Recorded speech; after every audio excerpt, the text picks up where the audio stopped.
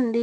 ఈరోజొచ్చేసి green బీన్స్‌తో పులుసన్నం అయితే చేసుకున్నాం. సింపుల్‌గా చాలా టేస్టీగా, ఆరోగ్యంగా చాలా బావుంటుంది. ఎలా చేయాలో చూపిస్తాను.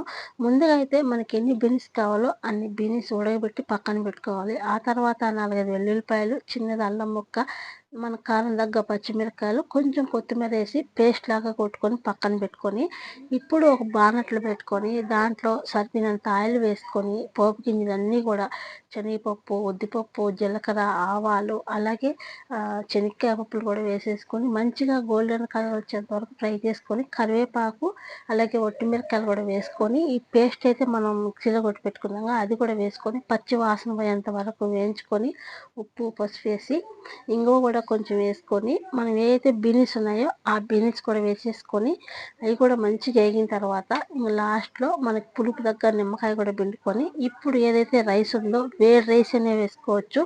లేదంటే చల్లదైనా వేసుకోవచ్చనమాట. నేనైతే వేడిదే వేశాను. వేడన్నం వేసుకొని ఇలా మంచిగా కలుపుకొని కొంచెం కొత్తిమీర వేసుకొని దింపేసుకోవడమే. నేనైతే దీంట్లోకి కొబ్బరి పచ్చడి దంచాననమాట. ఆ కొబ్బరి పచ్చట్లోకి, సూపర్. అన్నంలోకి టేస్ట్ అద్దిరిపోయింది. మీరు ఒకసారి ట్రై చేయండి. వీడియో ఎలా అనిపించిందో ప్లీజ్ సూపర్‌గా లైక్ ఉంది. చేయండి.